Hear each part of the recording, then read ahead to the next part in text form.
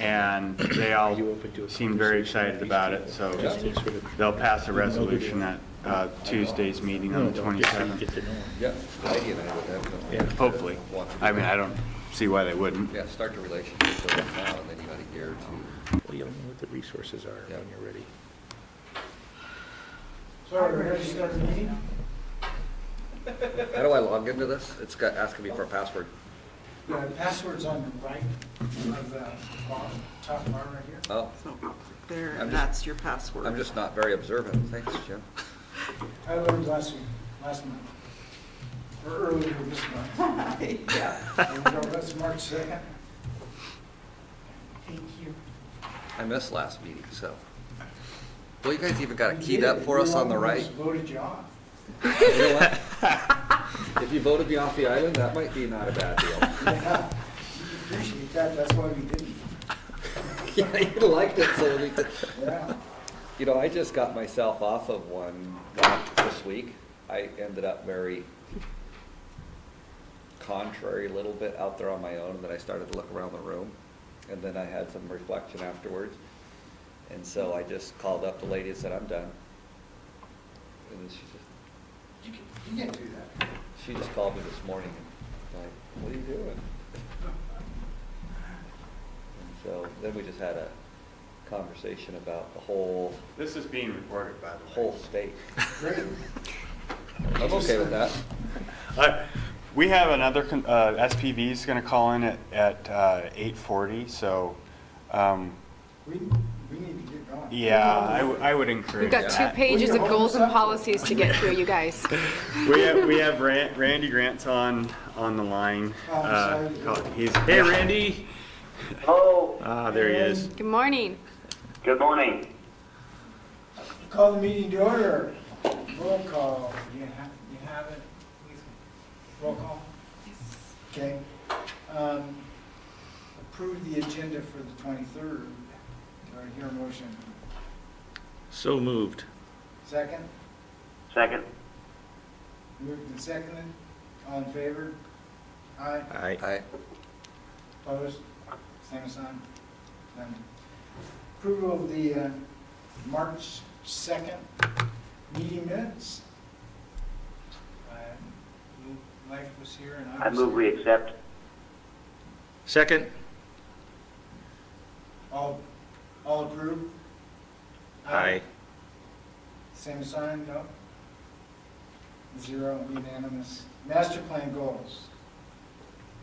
Okay, All and we're on. yours, Jen. Okay, so all of you probably remember last month when I was down, we got through, I think, 2 pages of goals and policies, and those were from the last parks plan that you guys had. So we really were reviewing what's already on the books. Do we still feel that those resonate with the community?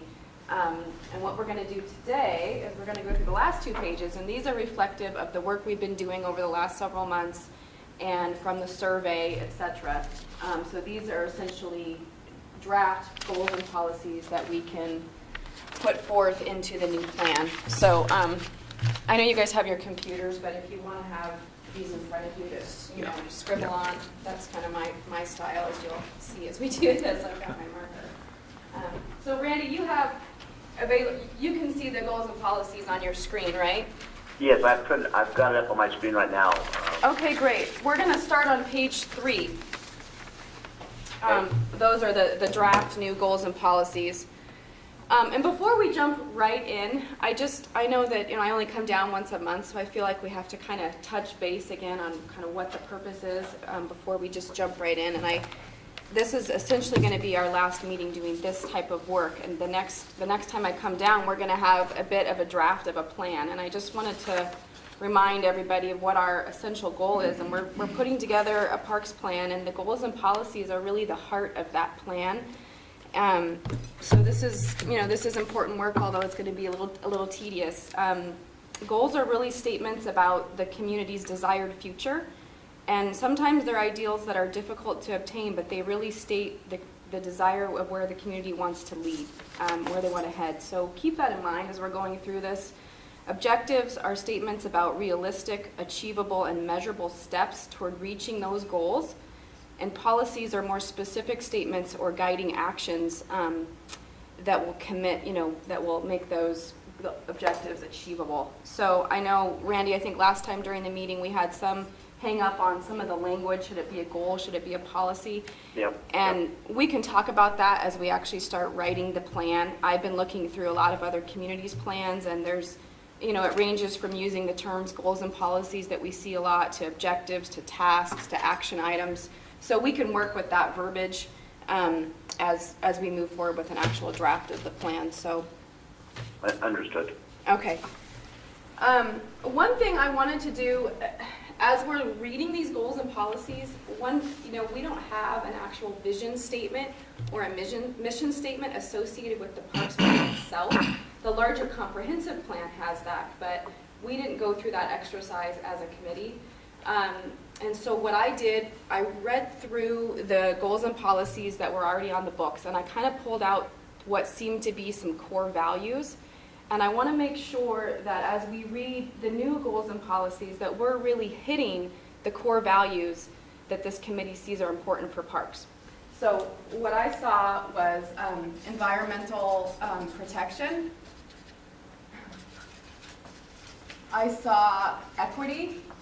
When we talk about levels of service and how many, accessibility to parks for everybody in the community. So equity is one way of looking at that. Access is another. When you think about, ADA accessibility, are the parks available for people of all ages and all, physical abilities? Health, we have quite a few goals looking at walkability, connectivity, bicycle trails, that kind of thing, and that's really to promote physical well-being in the community. Stewardship, yeah, that kind of goes with this one. Public participation came up in some of the original goals, that it's really important to the community that the public is involved in this process. And incorporating volunteers into stewardship and into the resiliency of the park system, that came up.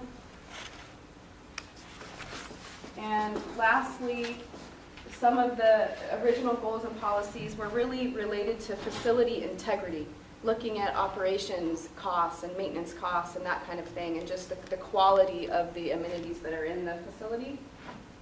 So,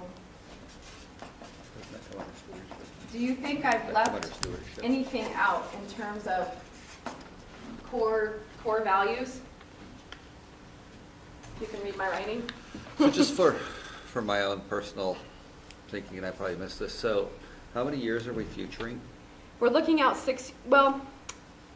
essentially 6 years. 6 years. Yeah, for RCO, this plan will last for 6 years. In terms of the comprehensive plan, when this element of the comp plan will need to be redone, you're looking at 8 years. So 6 to 8 years. That helps me think in terms of feasibility then. Yeah. What can you feasibly get done in 6 years? I mean, our plans, like our comp plan is looking out 20 years, so, but the life of it in terms of when we have to renew it, it's 6 years. So, okay. One thing I see, or don't see perhaps, this is all good for the near term sort of thinking, like here's what we need to do to make the wheels turn. But what are the larger aspirational goals? Is there something bigger, an end game that we're after that would help sort of establish parks as a more, is there a more lofty goal somehow involved in this? Maybe it's found between all of these other items that we're talking about in the near term, or more wheel turning type stuff. Right. But aspirationals might include more of a core of the community kind of a thing. You think about, I think I brought this up in our first meeting, if you think about New York and Central Park, I mean, there's a community center really that's created by that space. And is there some aspect of that we can capture in College Place? Right now it seems a little fractured, and perhaps there's a common space that can be more community-oriented. I don't know, there's a bigger picture. Yeah, so kind of the identity of the Right. community, that community cohesion. Right. Yeah. So Okay. that comes and goes with leadership as I think about my 17 years in College Place. So when Mike Patterson was here, he tried to get everything going on at Lions. Mark Gray tried a 3-on-3 tournament. And I sat, my first summer here, I sat on a dunk tank down there, and there was lots of community there. So Mike had a big thing for getting everybody at Lions. I could think of all kinds of events that. And that's something we don't have in our goals. We don't have a goal or a policy related to community events that bring the community together, Yeah, you know, so- that become a tradition, that become something people remember and count on every year. So I think about what Leif is saying and what you just said. Really, that comes into, well, what is our mission statement? What are we trying to accomplish? Right. So you're Yeah. saying the same thing he's saying it in a different vocabulary, but you are saying the same thing. Yeah. And then you look at Mike's behaviors as the new city administrator. He's kind of trying to do some of the things that Mike Patterson was doing 16, 17 years ago. Well, They're very similar in terms of what he's trying to do. He's got fireworks, he's got parade Yeah. stuff, he's trying to bring this sense of community, getting people gathering together again, whether it's yeah, Patterson's community deal of gatherings.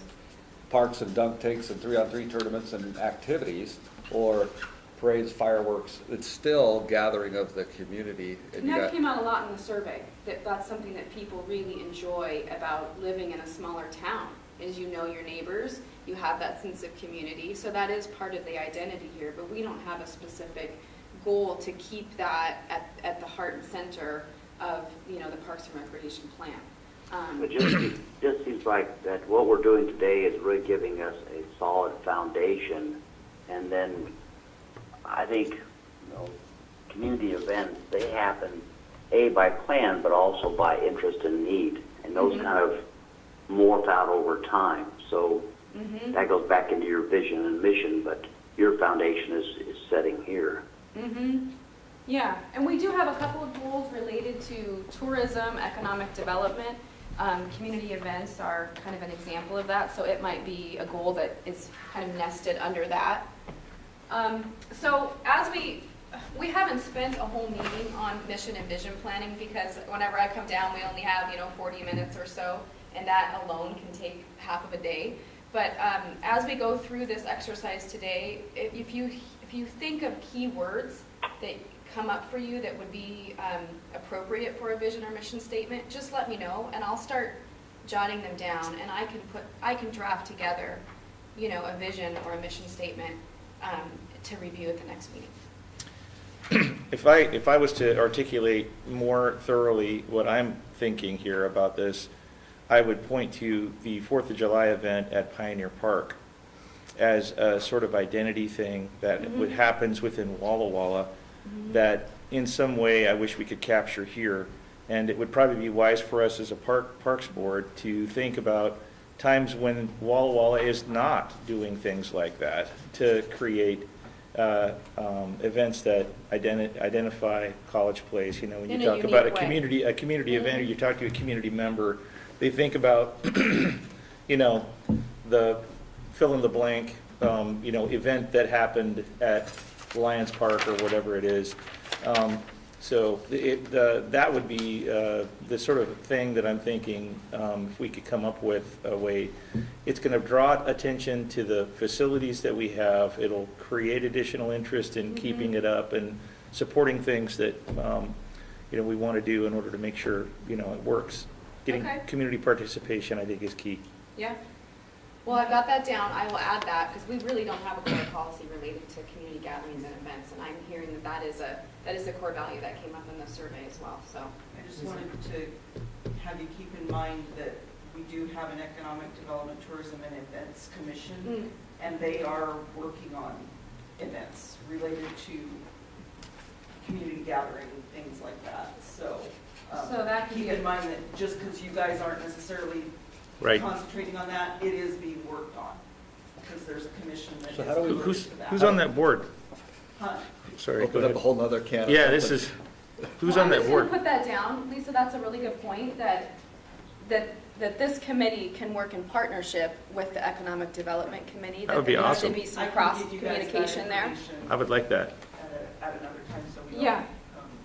That Yeah, can, I that don't can want be to a derail the policy work that- either, but I would say, so my question then would be is as well, how do we get the collective whole then? Someplace you got to get a collective whole out of it, so. Well, on your board docs, all of their meetings are on the board docs as well. And so you just, up at the top where it says, where your commission is.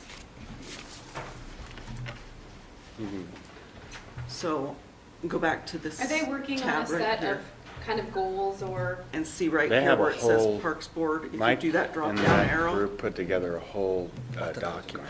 Okay, Oh, so that's no, something maybe I it's- could review, that's a- just see if there's anything that Public building, there's you some know. Right, I crossover. just- So, Yeah, yeah, and it- EDTEC. You, Okay. So do you have you access can to see board their docs, or have you meetings, been their out? Have you- agendas, their. Well, you got the link minutes, that all of This that Lisa stuff sent got out, this link, and so see I what could they're access working it on through too. that. yeah. It's a definite digital Okay.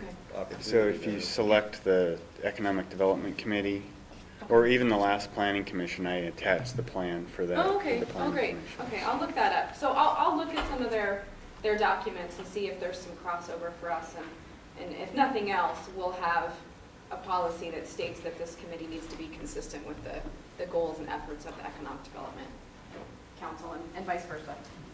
Okay, Sounds good. well, we have 20 minutes, so let's dive in. Okay, Should we start going with the goals? yes. Okay. Yes, so we're gonna do this just as we did last time. I'm just gonna read through them.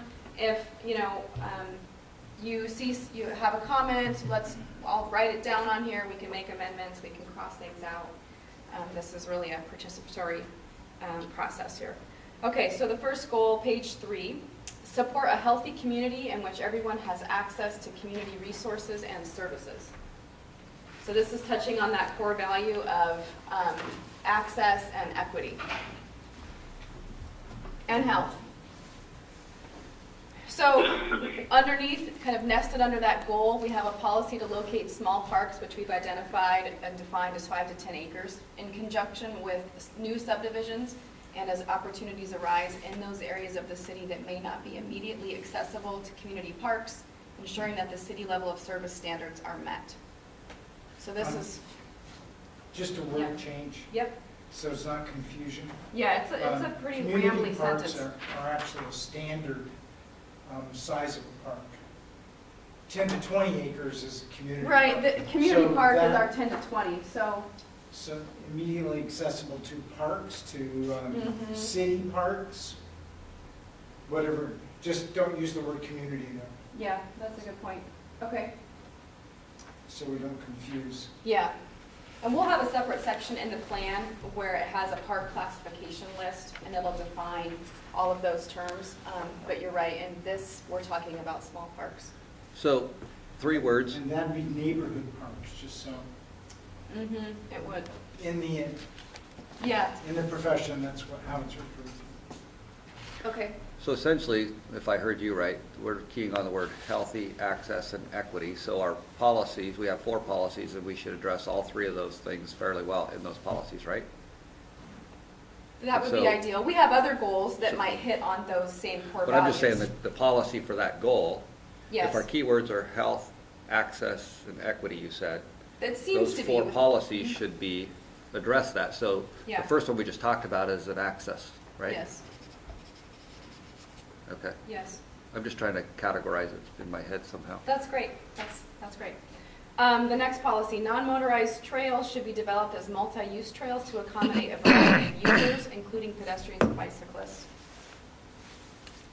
Okay, so that's a access and could be health?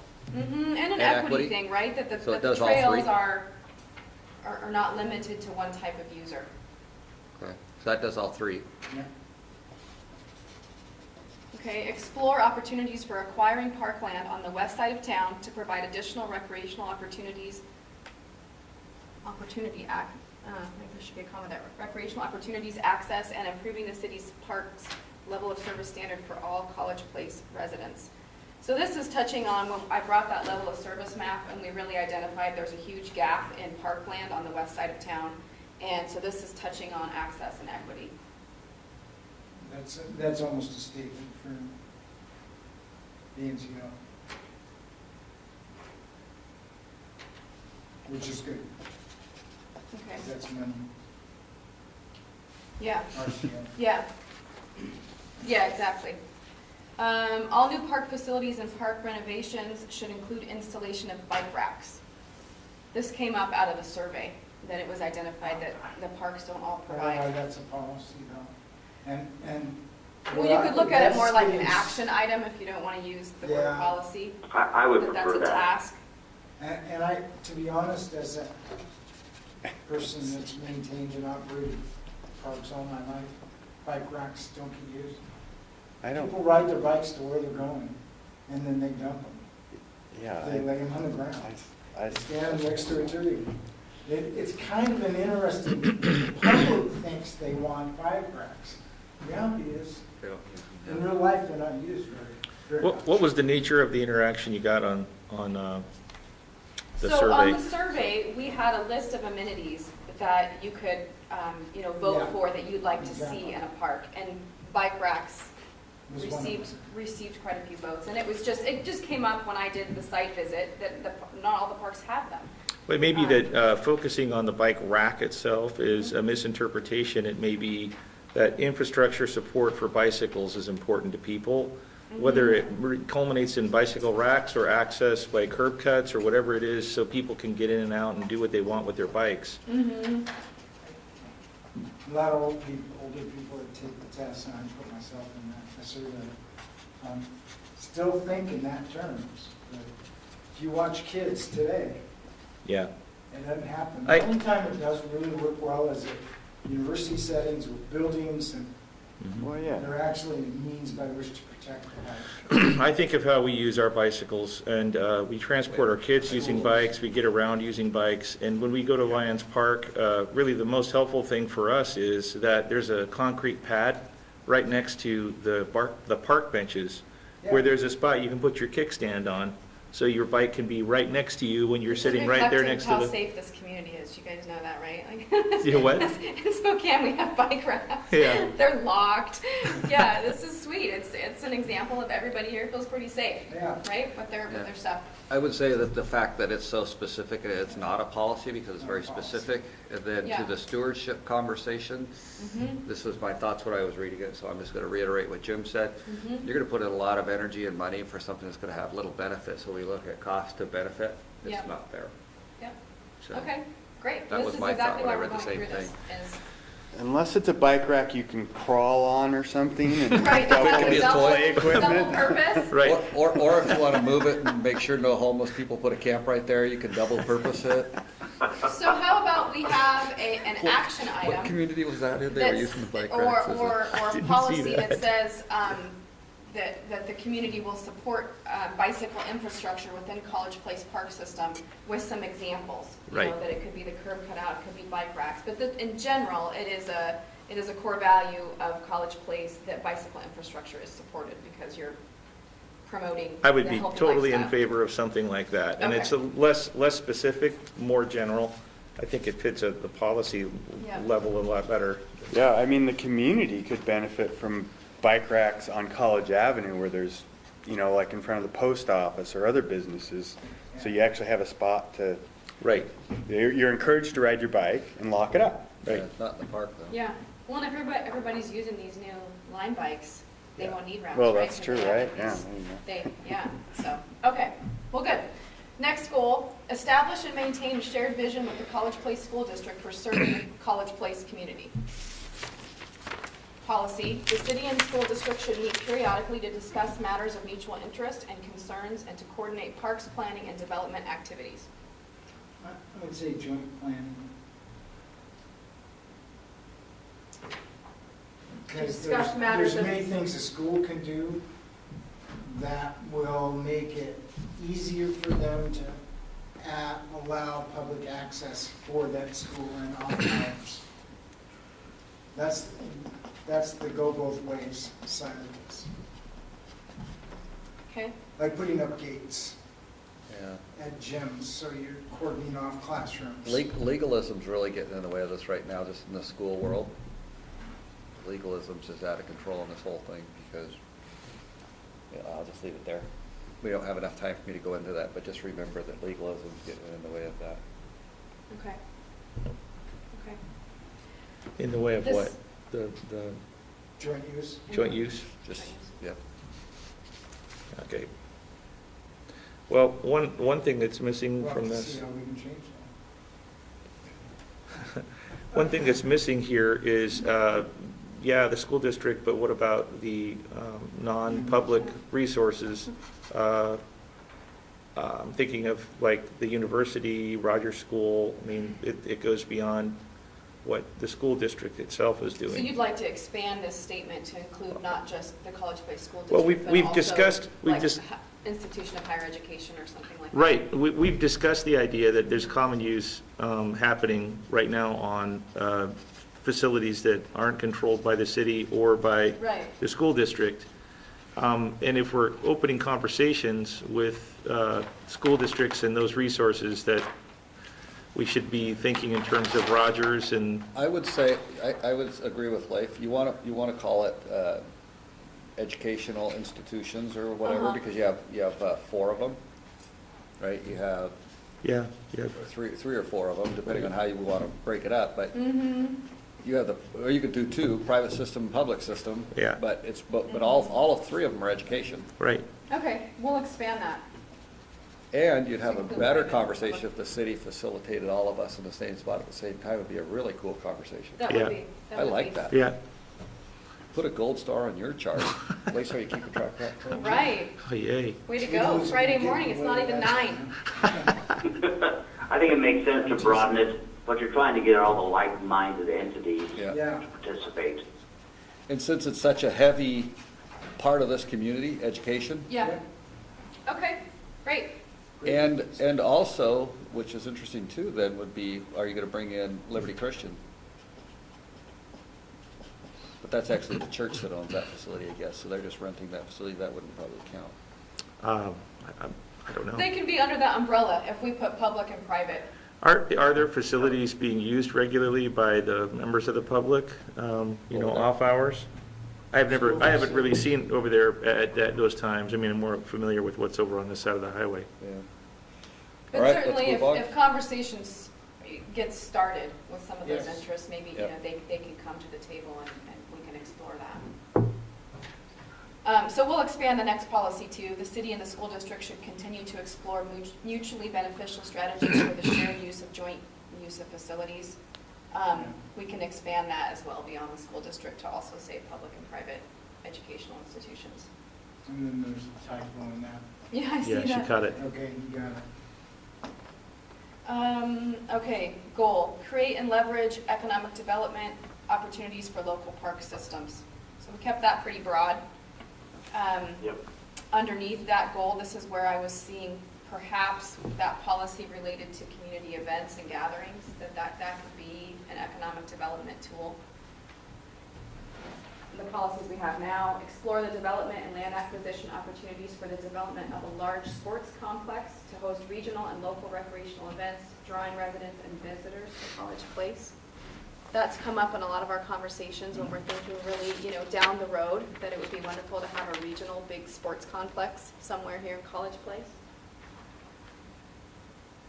The next policy, establish and implement a fee structure for reserving Sounds like the an money idea for you've brought up a few shelter. times. And that might be more, again, like an action item rather than Yep. a policy. I think so. Yeah.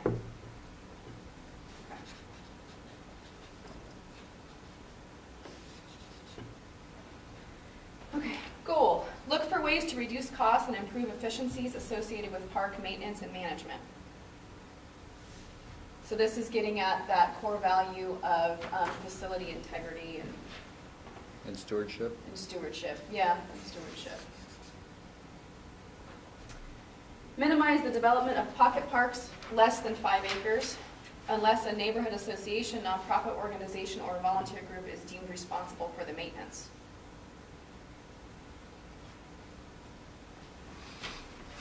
So that came Is that out the of, only, is that the only objection? Certainly that's one of them. The maintenance of a pocket park would seem to be one of the burdens. right. But are there other burdens associated with pocket parks that create other issues, you know.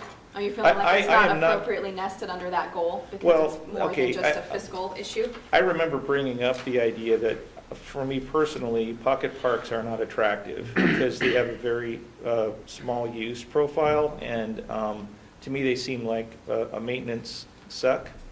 But there may be other things. It's just, you know, from my perspective, I don't know, I don't want to spend a lot of time on this, but there may be other reasons other than just maintenance to not be involved in pocket parks. And so, I don't know, is there an existing method to you know, get a nonprofit or a volunteer organization involved in maintenance? Is there already a structure for that to happen? Or, I mean, because that could create another whole set of, That could create another, yeah. Well, another goal under that is to just engage with those community groups to kind of foster that type of stewardship. Yeah, a goal or policy like this would influence our development standards. So when a subdivision comes in and they propose, you know, a 1 acre park or 2 acre park, we would say that's fine, but the neighborhood will have to maintain that. The city will not accept it as a public park.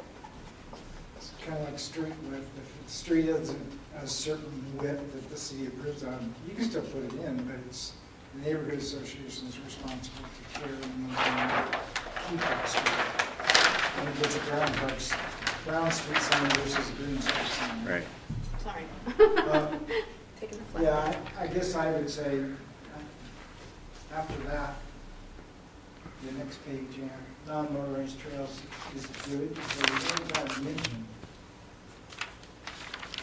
So this was in the narrative of the parks plan before, really talking about what type of materials. And I think what this is getting at is cost effectiveness, and some of the plans that I've seen, when they really get into like environmental protection, environmental stewardship, they talk about trying to have some priority for the use of materials that come from recycled materials, or, you know, RCO's looking at that a lot now in their grant applications, that they want to know you're taking the environment into consideration when you're looking for a contractor, what type of materials they're going to use, what kind of environmental design. So perhaps that policy could be tweaked in some way to really get at the environmental impact of the materials used into trail and park planning. Why don't you just say that? Yeah, you can do Well, we that could. more This than just trails. was in the narrative of the last plan. So this is just me speaking, but it's really, Yeah. it's up to Well, you guys. Well, It's but- not just a trail issue, though. You can do that in a park as well. Yeah.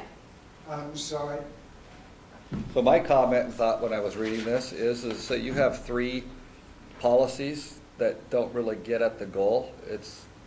You're not really helping the goal out much, which is what you're doing right now.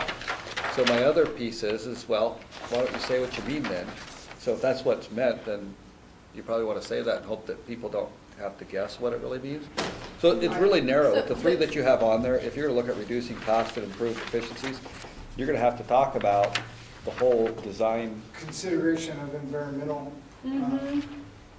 applications are included in that overall. You're going to have to talk about Efficiency. design though. Yeah. Just since I just built a whole brand new school district, and design is absolutely critical to who's bidding and how and what. You know, and John, you have a drawing for us that you had, and you're designing some things that gets right at this point, and who's gonna maintain that and how, and what are we gonna put in. So it's already becoming important just because of the drawing you have out there for us. Yeah. So, I don't think I don't think the policies here are comprehensive enough or say Yeah. specifically what we're really trying to get at. If you want us to address what you're really wanting us to address, tell us what it is so we can get to the specifics of it, like you just did. I think she's taken it from the survey comments or passing. Yeah, well, yeah, this was in the narrative of the last plan. Yeah. So I'm just putting it forth. Does this still That's it, resonate? that's it. Do we want to expand this? Are we really Design. looking at more of a environmental issue? Are we looking at a cost reduction issue? Are Let we me ask looking this at question. making sure the trail surface is friendly to I think we're multi-uses? looking at an overall design and environmental. So I would Yeah. ask the Not question this, necessarily individual products, Right, types of Yeah. products. right. especially, Keep it so overall. so he's approaching it more from a policy versus what are you really gonna do on the ground. I guess I would ask it from this way. So from John's perspective and Paul's perspective, what do you need us to be considering to help you do your work? You don't have to answer Those that core right now. values, those core values. If we've decided we want to make sure that the goals and policies bring forth, health of the community, environmental stewardship, access and equity to all College Place residents, to parks, do these goals achieve that? That's, Yeah, and that's what the policy should that's say. your, that's your. Right. So I guess in this one, in terms of the efficiency piece, what is it you need us as a park board in terms of policy to have influence on the policy to the work they think they need to get done? And we might not need to say anything more Hello, this is about John. cost efficiencies John, other than. Ken Van Voorst with SPVV Landscape Architects. Hi, Ken, how are you doing? Good, how are you this morning? Good. We're still working on the goals and policies, so just kind of hang in there, and couldn't be much longer. Randy, we didn't lose you, did we? No. Let's see here. I'll go to the outhouse on that note. What we can do too, John, since he called in and I'm here, if you guys want to listen to his presentation, and if we have a few minutes when he's done and we want to run through these, we can do that. Randy, are you still there? This Ken? Yep, Okay. still here. Maybe Randy will have to call back in. I don't have his number. Do you have it?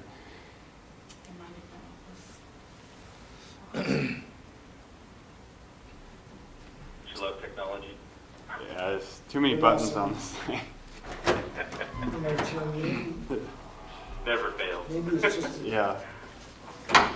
adding a goal Mm-hmm. that identifies those aspects without necessarily Any specifics on materials, that we'll just say something about, I'm thinking like priority consideration for, environmentally friendly materials and environmentally friendly design when looking at park renovations or, park design, something parking like lots that. absorbent aspect, Mhm. those kind of things. Here, I've got Randy's number right here. I'll just call him on my phone and put him on speakerphone. I don't know how you're going to share that. You can, but You can do more than one? yeah. Hey, Randy, it's Leif. We lost you. We lost you, Did you find a way back? Or you? got bounced out, so thanks for, Okay, you want to just stay on my phone and be on speakerphone? Or, okay, that'd be great, okay. thanks.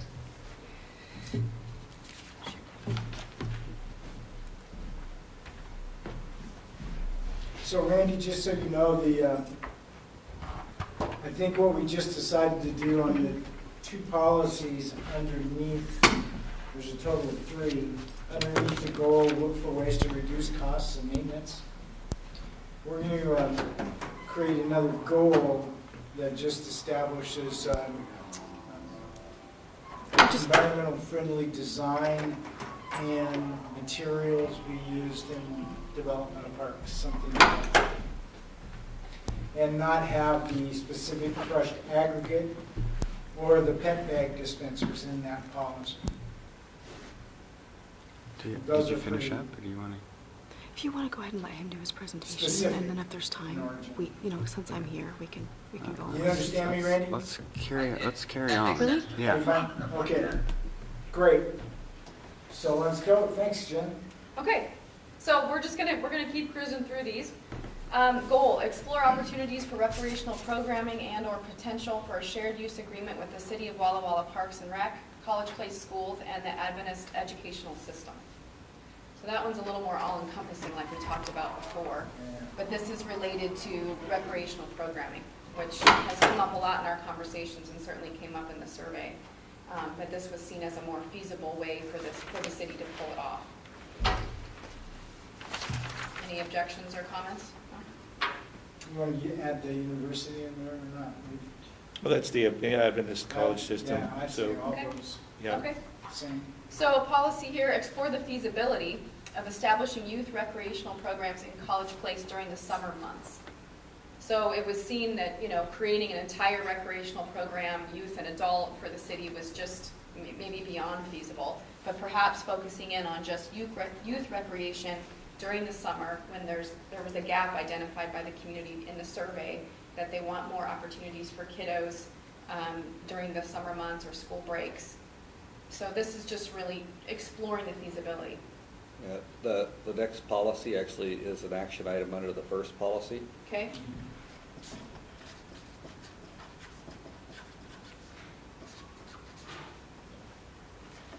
So the policy is actually the first one. Next one's not really a policy, it's how do you execute the first. Mm-hmm.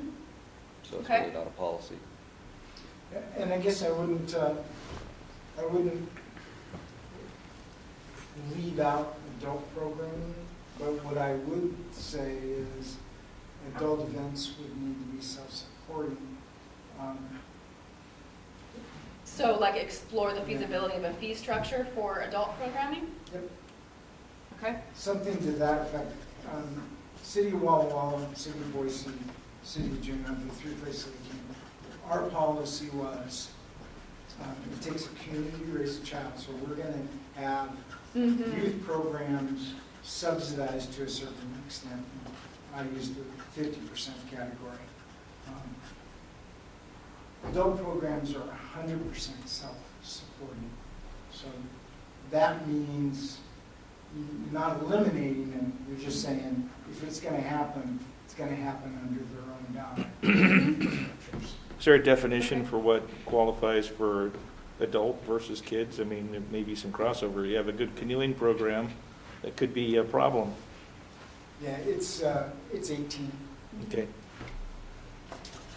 youth Okay. in school, basically. Next goal, promote the use of city parks and recreation facilities through local and regional promotional materials, the city website, and social media outlets. So this is, again, is just getting at, well, just recently Mike showed us that the city website now has a page for each park, so that's starting to happen, but that was identified in the survey, So that you need to people didn't put- necessarily know where to go to find information. You need to put your period after materials and leave the rest of it out. In my opinion, you might want Because to get that. those are more action items. Yeah, that's the how. Yeah. The goal Mhm. is to promote it through the materials, right? Yeah? You're getting into the how Into part the of that, minutia. which you're limiting and narrowing. So, when you talk about partnering with schools and the educational community, we put out all kinds of materials. So if you were partnering in that regard, you would want it to have it on our webpage. What can Rogers do? What can the university do in terms of saying, hey, Yeah. these are available? So, anyway, I would put the period at materials Mhm. and leave that open for discussion for how can we utilize all, Yeah, and that could fit under an Sources. action item. right. Okay. Develop promotional materials, including maps and brochures to highlight local park, trail, and recreational areas and facilities. So again, that's kind of, Action. again, this is just verbiage that could be changed, but that sounds a little bit like an action item, similar to what you just Yep. talked about. Stress advertising of park facilities and activities. Develop an informational mail-out about the city's park system and improve the signing of park facilities. So this gets back to kind of the wayfinding and just the parks themselves. I think the Harvest Meadows Park, for example, in the neighborhood doesn't really have, a sign that necessarily lets people know this isn't just a neighborhood park, it's a public park. Okay, explore grant opportunities to upgrade and improve College Place parks and recreational facilities. And then the policy under that is to apply for funding through the Recreation and Conservation Office to update Lions Park. But obviously, we could expand that beyond Lions Park because there's funding opportunities that we're gonna wanna look at for updating other parks, acquiring new parks, et cetera. So I can add something there. But as we were talking, as I was having a side conversation before this ever started,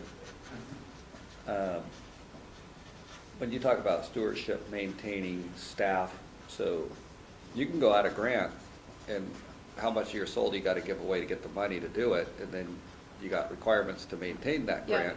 Yeah. Because now they have vested interest in it. And so a lot of the policies we just discussed above it would apply to thinking about, do we want that money or not?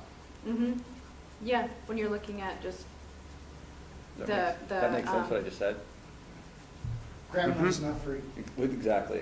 right, It's not- looking at the maintenance We're all costs over over time, Yeah. right, of maintaining a facility and the amenities over time. So, Okay. yeah, I just think you want to remember everything above that we just said. Okay. Anything that we left out? Anything that you feel, I Yeah. mean, granted, the first 2 pages we did at the last meeting, but, I go back to that fees and charges policy. okay, You've asked the question about defining, I mean, fees and charges policy in WALA is 25, 30 pages long with all the definitions and what can be done, what can't be done. It's a really valuable for a Parks and Rec department mm-hmm, in the city. It's a really valuable tool because you get the council to adopt that policy and then it becomes how you operate. It's probably the most important policy you have on the board from an operational standpoint. So I would just be more clear in maybe developing that as a specific policy. okay. So I'm thinking maybe we broaden that to say exploring the feasibility of establishing a fee structure for College Place parks and then nested I would say under fees and that, charges fees and policy. charges policy. Mhm. So that does both, So, establishes costs for adults and youth, but also what the reservation fee structure is based upon and whom can a private commercial group do that for the same price that just a person in the public wants to do a birthday party. so my, The answer Yeah. is no. In most cases, cities don't want to do that at the same level. so help me understand this. So my experience with this is this. So the school board adopts policy, right? And then I write procedure to implement their policy. Yes, And so that becomes an operations thing. No, Yes. I'm always smart enough to put it on the board agenda that says they've reviewed that procedure, Exactly. right, right? But I can change that as need be, so it doesn't take all the bureaucracy to implement their policy. Now they hire me to do that. So when I see the word policy, I'm thinking about things that the city council's gonna adopt policy, and then somewhere, the staff have to do what Jim's talked about. yep, They have to have a procedure, in my language, that's gonna Mhm. implement that, Mhm. that the council's gonna look at and say, yeah, we saw it, and it's gonna be in the minutes, and we reviewed it, but then it's up to the staff to say, here is the procedure that we're gonna do, and it's a 29-page that they can use, because it operationalized that policy, believe. yes, Is that accurate? I'm kinda looking at you, Lisa. Yeah. That's accurate? yes. That is accurate. The only thing I would change is the actual fees, when it's about money, has to be. Has to be proved, correct. The actual fee has to be, that's correct. Yeah, yeah, and I think we can keep it as broad and high level as we want, or we can get as detailed as we want. I've seen it done both ways, where you have your vision statement, then you have your goal, then you have your objective, and then you have maybe 10 prioritized action items to complete in the Well, next 6 years under it. What I'm trying you know? to do, and for you to understand my behavior Mhm. here, is so when I say that's an action item deal, it's not a policy deal. Yeah, It's an actionable deal. I don't Right. want to hamstring the city staff to do their work and be agile to doing it. So, you want inflexibility. well, I want Inherent agility. flexibility within this. I want agility, which Okay. includes flexibility. Okay, So when you're seeing my behavior, right, I'm saying policy set by council, action items is what set by staff. the staff does to implement the Yeah. work. And our Yeah. job is to advise that. Right. Mm-hmm, So understand my behavior in today's work. yeah. Yeah, I think that's clear. This is the first time I've ever understood your behavior, so thank you. Come on, that was good right there. That's Okay. recorded too. All right, guys, well, thank you. I'll take those scribbles and turn them into, a set of draft, yeah, That goals made and my whole day policies, and I'll better bring it right back. there. Life's turning pink. All right, Ken, are you still on the line? Yeah, I'm still here. Okay, and Randy's was good. still on there, okay. So the next item is the Lions Park renovation, and so we're applying for grants through RCO that are due May 1st. And we have contracted with SPVV Landscaping Architects out of Spokane, and they're partnering with Anderson Perry and then Ingenuity Systems for the splash pad portion of it, and there's a couple of other resources that they're pulling from. But anyhow, the first part is to kind of establish a site plan with all of the elements that we've listed. There's quite a few of them, and I've passed around the project element list that staff developed that kind of broke it into the 3 categories for the grant applications. And so that's what Ken is basing this preliminary site plan on. So with that said, Ken, I guess I'll turn it over to you to kind of show what you've done thus far, and then we'll be looking for feedback from the power board. Perfect. Thank you, everyone, for taking the time to look at this. The summary has been, this is trying to get a park plan in place that you will approve. Can you hear okay, Randy? Yes. Okay. Go ahead. Okay, there? Yeah. So the staff can then apply for these grants. So we want to make sure we meet the expectations and deliver the appropriate materials. This isn't a park final document by no means. It's really a moving and dynamic document. So as you stated, we based the park plan on the list that was provided to us, and I'm assuming everyone's really familiar with Lions Park. With that said, we'll just go down the list. When we asked for this list, we asked them to prioritize that list. So when we look at the WWRP, there's 8 categories, and in our mind, number 1 is the number 1 priority. So we'll kind of work our way down through that. What we did on the park plan, just quickly, is we took an aerial photo of the park. We looked at the parking lot. We looked at the buildings. We looked at the parking pieces that were there, and just integrated that in. So you'll see a splash pad right in the middle next to the playground. And I integrated that in because they tend to work together. We need to keep that within 100 feet of a restroom. So it's important to remember that as we work forward through this. You can see the new playground equipment adjacent to the walkway, or the trail or route, we'll just say. That quarter-mile walking path that loops around is just, I think it's just under a quarter mile. Tom's joining me here. Actually, a little bit more than a quarter mile, right? Sorry, kind of backwards. Yeah. A little more than a quarter mile, but we can tweak it to get it to be right at a quarter mile for a loop if you'd like it that way.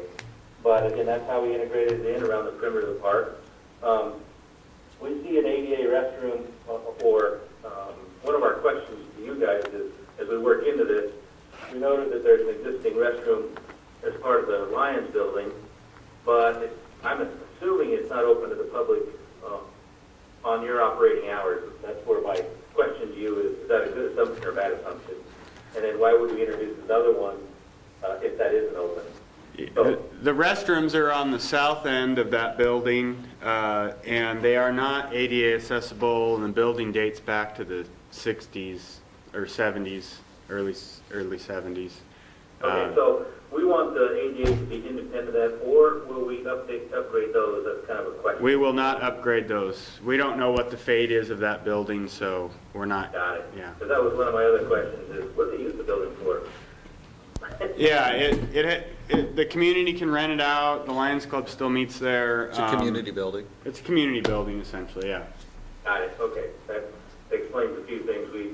Tom was down there yesterday, took some pictures of the park, so we were just looking at it. It was interesting, not a single window in that thing. Can you hold up for a second? So you have acronyms here that I don't know what they mean. What is WWRP? Oh, no problem. So the RCO breaks the granting application, or the granting process into different categories, and each different category represents kind of different outdoor recreation opportunities. So WWRP is the Washington Wildlife Recreation Program. Okay, I just want to know what it is. Yeah. Yeah, so you classify the activities within those when you're chasing grants. under the different ones. The YAF is the Youth Athletic Facilities, and the LWCF is most of the, basically conservation. Land and Water Conservation Fund. Yep. Okay, thanks. So as we're looking at the WWRP parts, and we also were looking at the parking lot that has ADA improvements, and we recognize that there really aren't any in the current situation, so we've located some adjacent to the community building. New park signage, that was one of the key pieces. We were looking at the Kiwanis sign the other day, and it's simple. We've done a number of those signs, both locally and regionally, very in that similar format, so I don't think that's really an issue. I did hear you talking about signage for other purposes in other parks.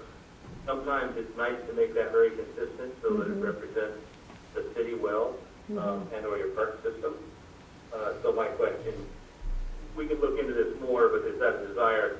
As you guys were talking about your policy, I was kind of eavesdropping, so I apologize. But it sounds to me like you're really looking at, not just park signage, but informational signage, and keeping that very consistent is always good, both from a management standpoint and reproduction standpoint when you change them. So I'm assuming that's where we're kind of leaning in that park signage piece. Yeah, and I think I even identified in the RFQ that we wanted we were looking for consistency in the park signage. Yeah. And you'll find we have a number of new wayfinding signs that we put up around town, and so we're all about consistency. Educational kiosks. I haven't really located that on site. I thought there were a couple opportunities for some educational information. As a park visitor, it's usually good to have something near the parking area and the entry point to explain what activities are available in the park and what the stream's all about, the fishing opportunities might be. Educational interpretive kind of introductory signs there would be a good idea. And then I thought further along the pathway towards the fishing dock would be another location where that gives the opportunity to kind of expand on the story. A little bit of information on the history of the park, a little bit of information on how the pond works in terms of wildlife and stormwater and water quality, and why certain improvements are the way they are. Those are kind of the standard things we'd like to see where we've got an opportunity like this where you can use it as an informational, multifunctional facility. It's educational, it's informative, and it's got some history to it. So probably a couple locations. They don't need to be terribly elaborate kiosks. They could be a simple sign on the side of the pathway or near the fishing dock that explains kind of graphically what's going on in front of the viewer. Run power to them, put an iPad in it, you can upload data to it. Is that, I guess what we're saying in the short term when you're looking at the park plan is we're going to sprinkle throughout the park, still to be determined, those locations in this preliminary plan. Okay. That sound reasonable? So then we move to the YAF side of it, which would be basically the baseball field. We were looking at obvious pictures, it's of a found character. It looks like there was some community involvement in the creation of some of the parts and pieces, maybe not, I don't know. But it looks like it could be upgraded. So the demolition of the baseball field is pretty straightforward. The backstop where it is located today would stay the same. I'm assuming mostly because we want to preserve the large trees, and we've got the open field area. It's a good spot for it.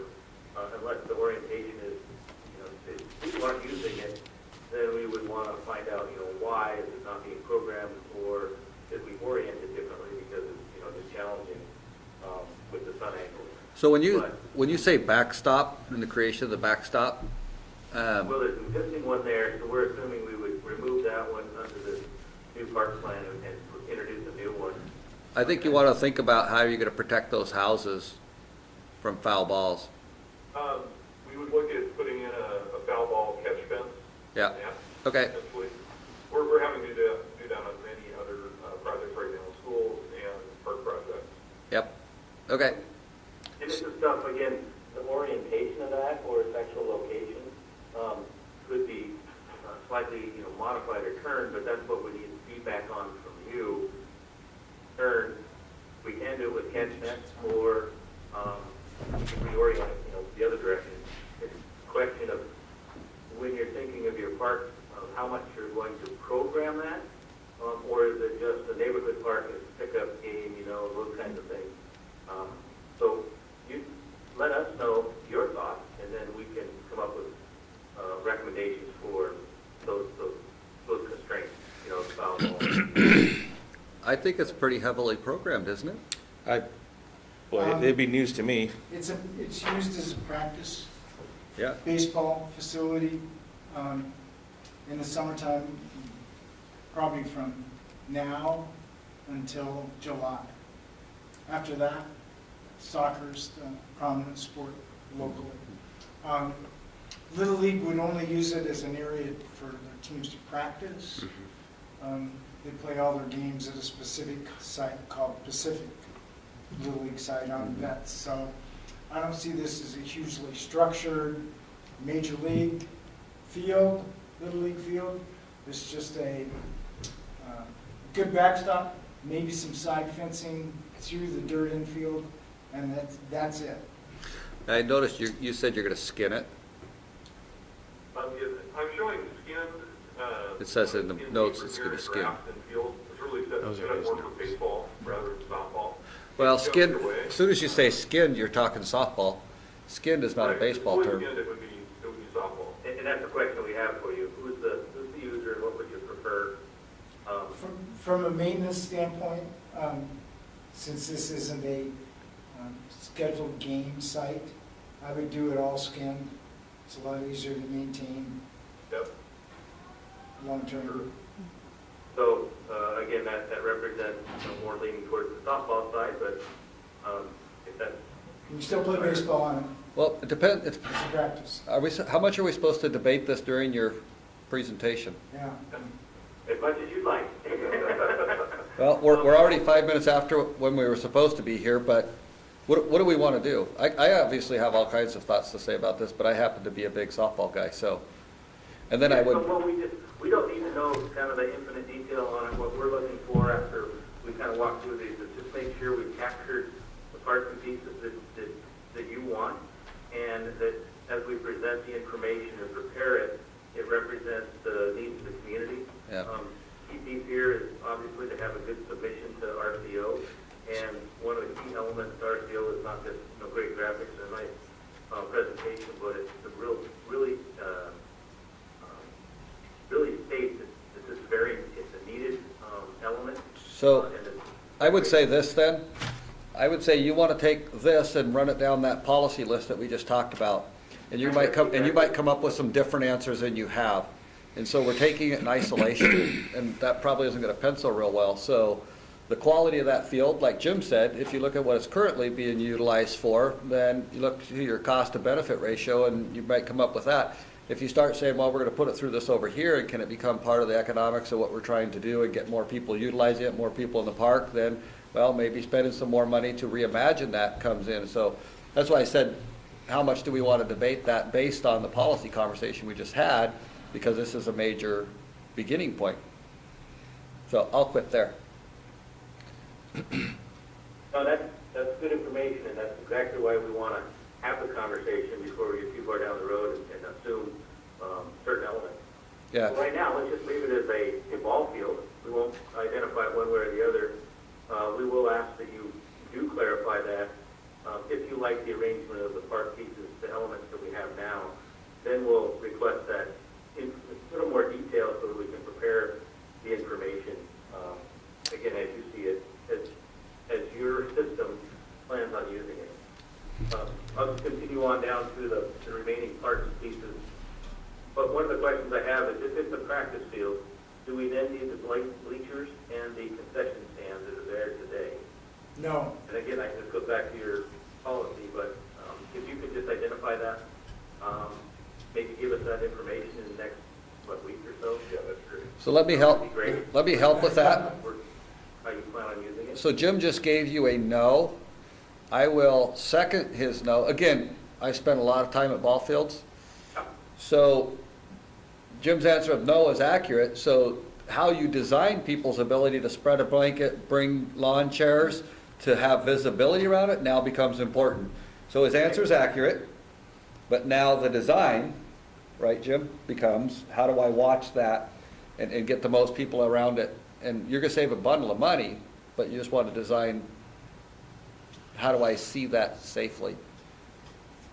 What we've seen happen with most of the park fields and school fields that we've done is, we used to have bleachers on each team side, and we had bleachers in the center, behind the backstop line catcher, and 90% of those bleachers were used for holding bags and piling stuff.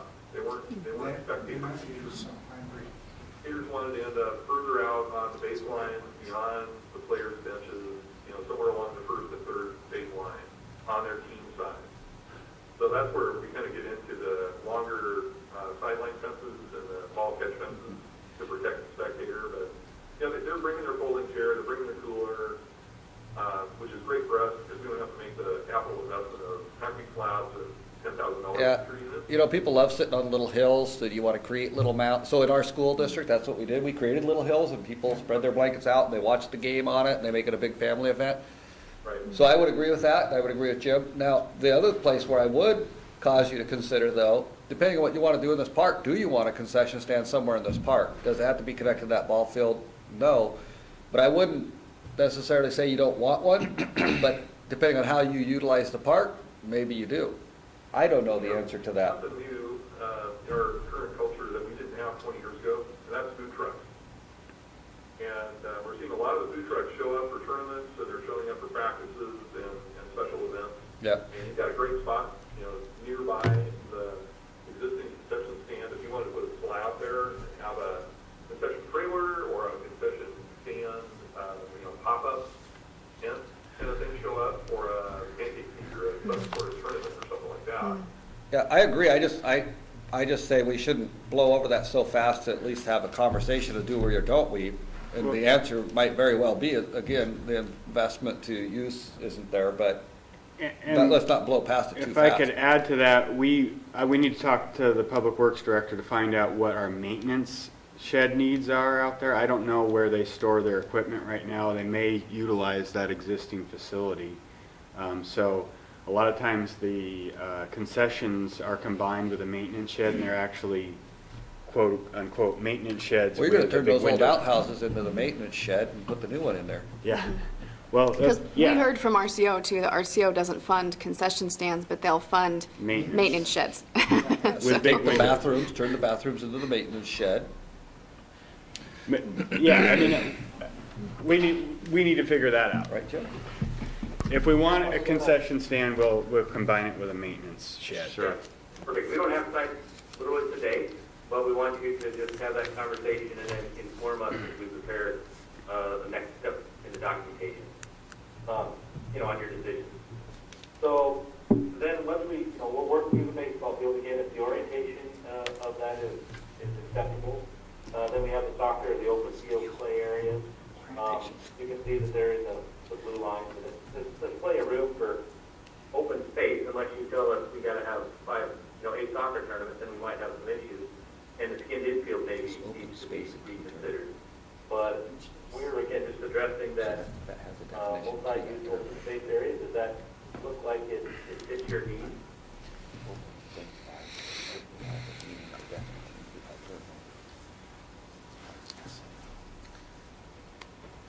My point would be, yeah, I mean, looking at it, it probably is at least one viable way to go about it. There's a couple of things that bother me about the layout, but I don't know that the other way, they're all going to have downsides. But the way that the restroom is set up, I mean, obviously that cannot be to scale, but the restroom next to the playground, one of the problems with Lions Park is the way things are sort of spread out. If you want to use the restroom right now, you go to the facility that's near the parking lot, which I don't think it's a bad place for it, but of course, we're talking about, dealing with how that facility is going to be used. I would want to see more about how that restroom is going to work with, you know, the use of the ball field. There's also, I mean, I don't want to get us off track from the ball field, but there isn't the way that the dump site that has been there, it's not even acknowledged. And the islands in the parking lot are going to create real trouble for people with RVs coming in to use the dump facility I that's was there waiting now. to get to that. Yeah. You and I are on the same page. Yeah, so the parking lot has, I mean, it'd be attractive to have the islands at the ends of the parking area, but that would not work for RVs. It would be a huge impediment.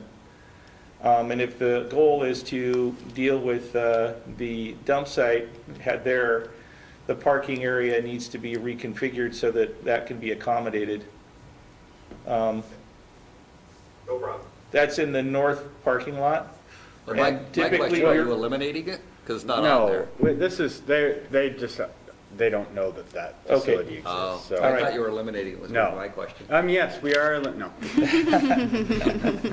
I know you two would be very upset about that. Well, it's something we use all the time. Yeah. You want to I eliminate visited it? the site yesterday, I didn't know that it. You like it? Yeah, Okay. it's right along Larch, in the middle of that parking stretch, section between the two ends of the, Right, so your approach to it would be through the south end of the north parking lot. So there needs to be accommodation for large vehicles and trailers as you come around that corner. and And then you would run northbound on the far west side of the parking lot there. It's right in the middle. So there's a bunch of parking spaces there right now. Right. And then in order to leave, you would go out through the north end of the north parking lot on the intersection of Larch and 8th. And that's where you would exit. That north island that I've got there with that tree in the center, that has to go. Well, yeah, everything that's there in the middle is going to create real problems for anybody with larger RVs. Gotcha. So, and then, you know, the islands at each end that are right up along the sidewalk could theoretically stay there. But then, of course, the parking areas, you'd want to, you know, have nobody parking where the RV dump site is. That would cause all sorts of conflicts. Yeah. You don't want to get people that have full black tanks mad, really. This RV app, is it just for the dumping? Is that the only, not the only, is that the main purpose for RVs being there, or do they go there as a? That's the reason to be there. That's the reason to be there. It's a dump site. Yep, okay. And it's used. Yeah, it's used, yes. We have a lot of only one friends that have around. RVs, and they use that often. I'd charge a fee for it. Well, that's exactly why we have this in front of us. So that entrance, so I used to have as Jim knows, a rather large RV. And if somebody's parked where the brown tree is on the south side there, It's trouble. You're not, that shrub or whatever, you're not getting in there. If somebody's parked there, or if you have something there, you're not getting in there. So, well, let's not spend any more time on this. We'll have them address that in the parking Right. lot design. Yeah, we'll revise it. Oh, we're not here to design that today? No. You guys are excited. Question I have We is, want to be paving by this afternoon. Come on, guys. John, question for you is parking adequate at this site or more than adequate at this site? Well, for the amount of amenities that are there, it's more than adequate. But you start adding, I mean, if you have a splash pad there in the summer, that parking lot's, Going to be you know, it's full. gonna be Yep. busy. Yeah. So, and keep in mind that we're also this is a possible site for a library for a joint use facility if I mean, it, you know, hasn't been decided. We don't have a library system yet, but, so that RV dump, it's possible that it could go away or have to be located somewhere. And what you, well, right, what you meant to say is it might be relocated in a better place. Right. Right? Right. A better location, more convenient. But one thing you want to be careful of then is, again, this goes back to your policy. Yeah. When you accept the RCO funding, you're also accepting the responsibility that this will be left in that Boy, at least that that's all good. activity. That what we just talked about this Otherwise, morning. they don't like to give money out, so Right. if you're contemplating a future library in certain locations, depending on the footprint, you might want to be careful on whether you want to use RCO grant money to Yep. do some of those improvements in the interim, because it ties it up in perpetuity. Now, Chains. there's no policeman out there that's going to tell you that, Chains. but there is documentation and legislation that stops you from. Oh, no, there are policemen out there. Yeah, they do site visits. They do site visits, and the existing Lions building was placed without permission from RCO, and they're very upset about that. They were- Thinking along those lines, I just wanted to let you know, when we're successful and we prepare this, that RCO is going to expect that stays that way. Yeah. Otherwise, you potentially may pay it back at some future date. But that's, Just like you Moving said, on. okay. just like you said, money's not. Yeah. I have a Okay. couple location issues. Hey, I live right above the shelter. That's probably one of the most used sites in this entire park. Yeah. It is amazingly used, which I think is great. But usually the people who are using that are families. So I would reconsider the location of the playground to come over to that side of the facility, and maybe even the splash pad, just because you have a creek separation between them now, and you got to cross a bridge, and I'm not sure all moms and dads are comfortable with that separation during their picnic. So I think it might be better located on the south side of the park. And then the splash pad, you made a comment initially saying the splash pad had to be within 100 feet of a restroom. it needs to be, that's a Department of Health requirement.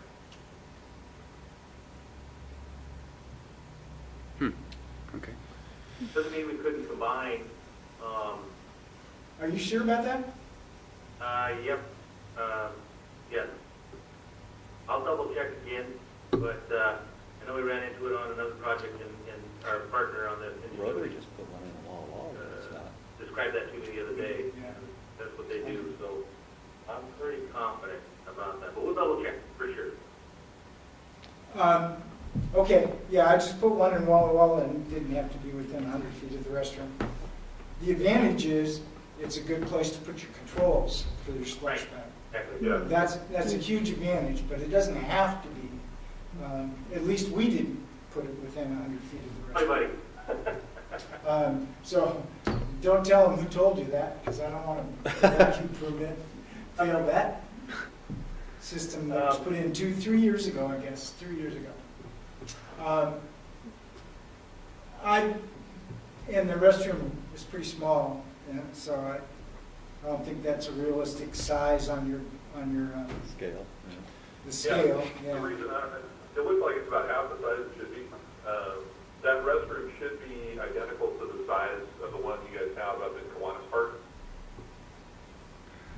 So the one we have in Kiwanis Park is unisex. Both units are ADA, and there is a urinal in each one. So Yeah, and that's like the CXT Cortez or something like that. yeah, It's not CXT. though. it's not CXT. It's It's an Arbor. another company out of Idaho, and I highly would recommend that you never advise using one of them. But I'm not on the state the- list, Stephen. Sure, yeah. I think that bathroom in Kiwanis Park, in terms of, we will want urinals in both units, both restrooms, and that bathroom in Kiwanis Park is too small. The urinal is about 8 inches from the sink, Yeah. which is fine. It's code, but it's yeah. And I just say, I get it. the one in Lions needs to be bigger than the one I that is think at so too. Kiwanis. By far. Probably double the size. Other than that, I strongly consider your 8-foot path being a 10-foot path. Okay, 10 foot wide. That way you reduce conflicts between walkers, runners, and bicyclists. Because you'll get all preferred on material on that? asphalt. Okay. Down that line, I would also mention that you're missing an opportunity to have an intersection at the far right corner where the fishing area is.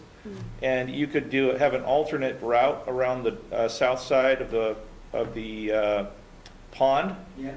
That would give you an alternate path that would extend the walk. I love this walking path idea. I think it's going to be great.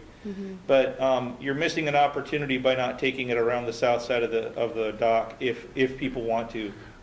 I agree, and that again I didn't know the edge condition down there. Yeah, and that I think that is a great idea. I like that, but we do need to look into, and maybe Anderson Perry can weigh in on this because of the amount of design work they've done around the pond. But the soils are unstable over there, as you can see by if you, Tom, one of you was at the visited yesterday.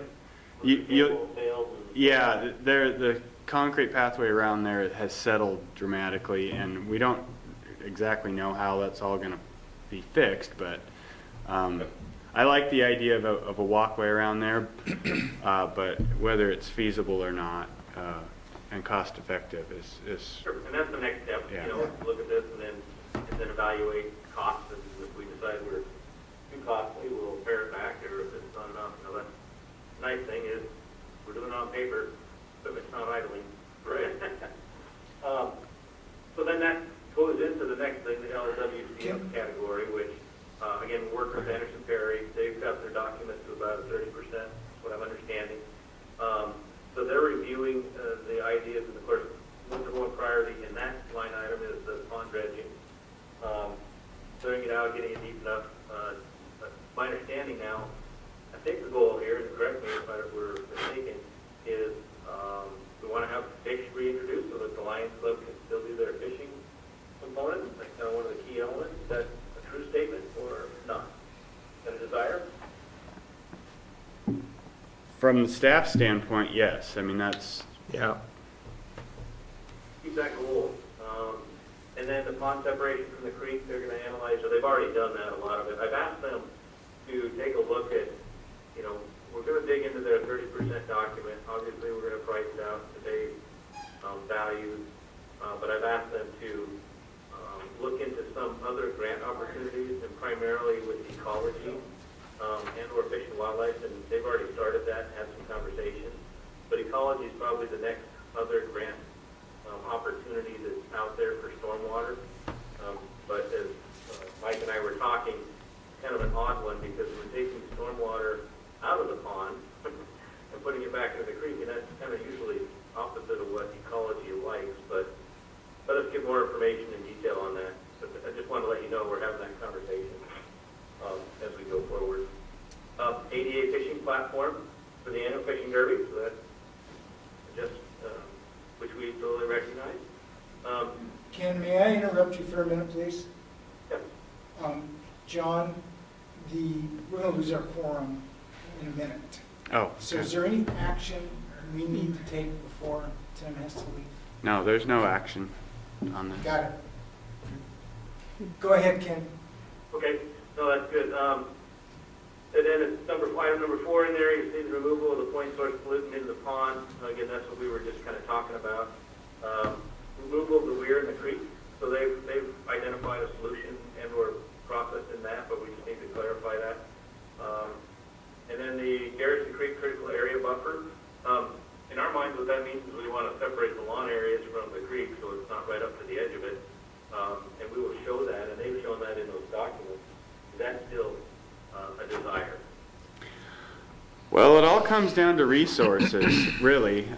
From the figures that I got from John Wells with Anderson Perry, the pond dredging and weir removal and yada, yada, yada, stream separation was $300,000. And I mean, there's a lot of elements in there, and they're all great, and it would be fantastic in a perfect world. And then there was another $200,000 for a special stormwater system to deal with the pollutants. And I'm sorry, but we don't have those kind of resources. So if we cannot find a grant category that will fund the dredging and all these other things, then we either need to redefine what the scope is for that part of the project, or the pond will go away, basically, is from the city standpoint, staff. Yep, that makes sense. And that's exactly why we're having that conversation, to see what those granting opportunities are, because we recognize that it's a pretty substantial investment. Yeah. And so let's leave it at that. Yep. As we work through, you guys will get a decision, make a decision on how you want to do that.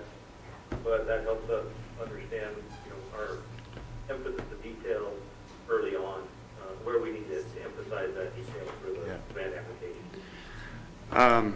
Okay, I have a couple of comments on the layout. I would say in terms of the number of soccer fields, I think that's fantastic if we can get that many in there, but in light of the possibility that we may try to utilize some of that park for another purpose, the Lions Club building would probably be, if the library were to go there, that would be demolished, and you would see a library / community center in that location, and probably expanding across the pathway you've got drawn in there and out into that youth soccer field. So we probably need to scrap the soccer field on the west end, just for the sake of, we might need it for a building, and then somehow move that pathway, but that's going to cut into our quarter-mile desire, so I don't know how that'll work, but. Now, we can look at different ways. Of course, that alternative loop will calculate that into that quarter mile. So, yeah, I think there's a solution there, okay? And then, I don't know, those are some pretty mature trees along the creek, and I don't know about you, but when I go to get wet, I like to be in the sun. And I would be concerned that there would be quite a bit of shade on the splash pad, which is great for a playground, but and maybe the trees aren't that big, but we need to keep that in mind, I think. And what else did I have down? I think that's it. So. Okay, look, quick question on the splash pad. We were kind of discussing the other day, but the splash pad will be neighborhood oriented, not necessarily a regional. Right. Better or something that draws a lot of people in respect to people driving and parking and using it, or more in line with people walking and using it. The question is, again, we also made the assumption that the splash pad is just going to use water and then it will go into the storm drain system and dispose of it that way, not recirculate it. Is that true? No. We get back to this environmental issue we just put on our goals. One of the most valuable resources we have in this valley is water. We can't afford to lose it. There's two options.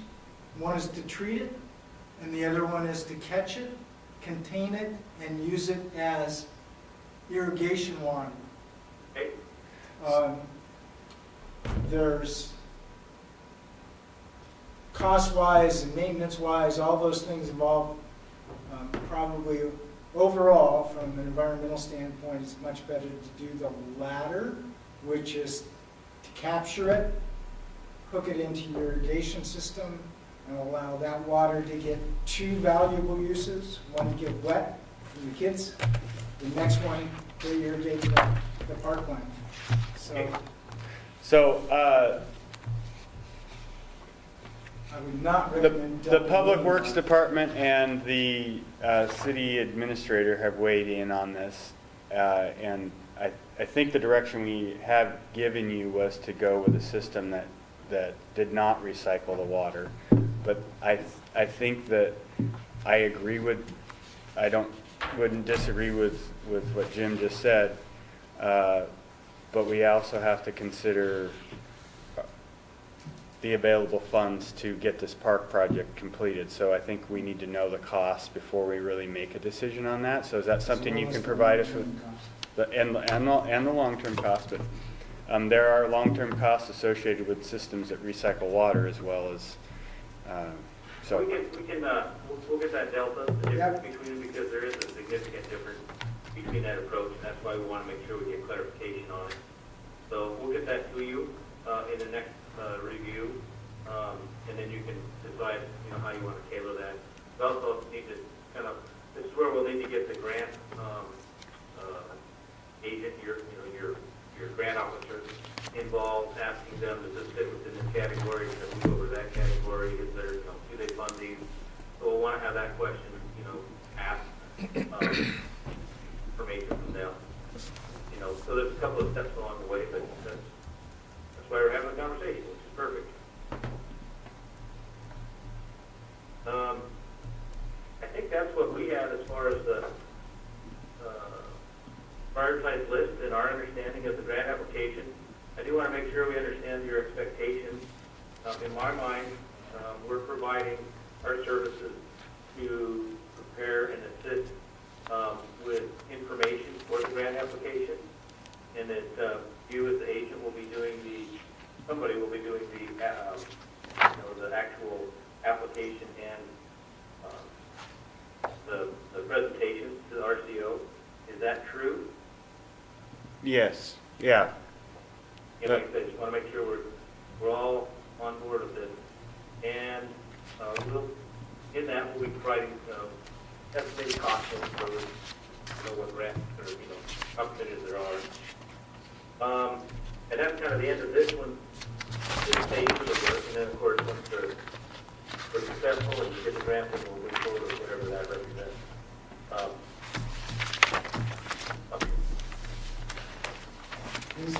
I just was wondering, since you mentioned how used the picnic shelter is,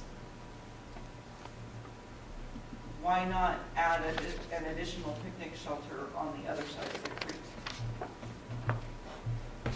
That would Do be you ask me as a designer or you ask the group as a discussion? Everybody, anybody, I don't know. I I'm actually, throwing it out there I because- actually like that idea. I think of how we've used it. The one on the south side of the creek functions with, I've seen probably 60 kids and a group of 15 parents working on that one side. And what's really nice about the creek is it gives you almost a separate park where you don't have a lot of extra people running through or stuff going on. You can kind of contain all your kids on that side. And then people that want to go to the other side, to the playground or to the future splash pad, they can cross across and you can still see them. If you're a parent, you can socialize and do what you're doing. But to move the splash pad on the other side, you're starting to lose that separate space, that extra sort of area. But if you put a structure on the Additional other side, structure, right, then where, you don't have to move those. yes, you could also potentially put the restrooms in there. That would be awesome. I could see, I don't know, so I could see some really good argument to be made for that, but. Yeah, that solves two birds with one stone. That's an option. I wouldn't put the splash pad, if I took the playground over to the shelter, I wouldn't move the splash pad over to the shelter. Okay, Just. get the playground, Because it is a destination place, yeah, even though we're saying it's going to be neighborhood use. yeah. It's a destination people will drive to from all over the county. But if you're gonna take out that used soccer That's field, really I mean, there's more area. And John, I would say, all you're doing is you've got potential of that soccer field. It doesn't mean it's gonna be a soccer field. It's just open space now. Until there's a decision to take that open space and put a library there, why eliminate that drawing of a soccer field there?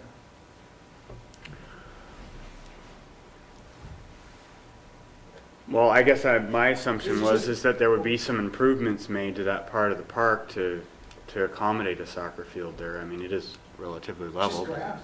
just open grass. Yeah. And there might be leveling that needs to be done.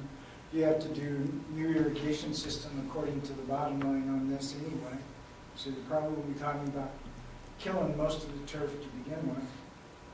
And then leveling the field. Well, I guess, yeah, I hear what you're saying. Maybe what we need to do is to reach out to Dan Hawes, the grant manager, and say, look, if we accept money and we show a soccer field here, but in 5 years we want to put a building there, is that going to be a problem? And see what he says. Yeah,